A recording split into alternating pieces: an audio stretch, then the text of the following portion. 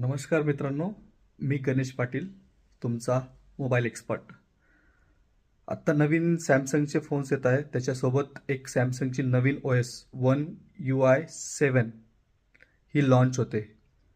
तर जे old user आहेत सॅमसंगचे, त्यांना जर अपडेट येत आहे, अपडेट 7 तारखेनंतर चालू होईल. जर अपडेट येत आहे तर सुरुवातीला अपडेट नका करू.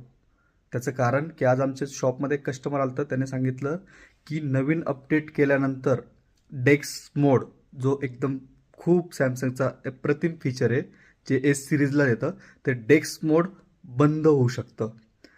ते बोलल्यानंतर मला थोडासा डाऊट वाटला, पण मी पण गुगल करून बघितलं. तुम्ही पण गुगल करू शकतात की काय बंद होणार आहे OS 7 मध्ये, म्हणजे सॉरी iOS नाही, सॅमसंगची UI 7. बघा, मी तुम्हाला दाखवतो माझ्याकडे गुगलचं.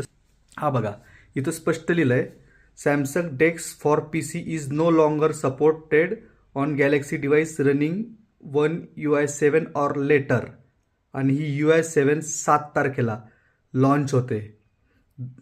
आणि तो स्वतः Samsung, the link to Windows app is now the recommended way to the connect a Samsung Galaxy device to a Windows computer. म्हणजे विंडोजचे कनेक्ट ॲप आहे ना, विंडोजचं, ते विंडोजचं ॲप लिंक टू विंडोज, ते ॲप जे असतं, जे कुठल्याही स्मार्टफोनला असतं, ते नॉर्मल फीचर ते वापरायला सॅमसंग सजेस्ट करेल, हे त्यात स्पष्ट. तुम्ही सुद्धा पडताळणी करू शकता ही माहिती खरी आहे का खोटी आहे गुगलला जाऊन.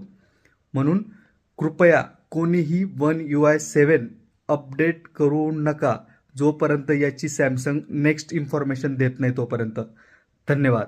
अशाच माहितीपूर्ण व्हिडिओसाठी माझं चॅनल फॉलो करा. धन्यवाद.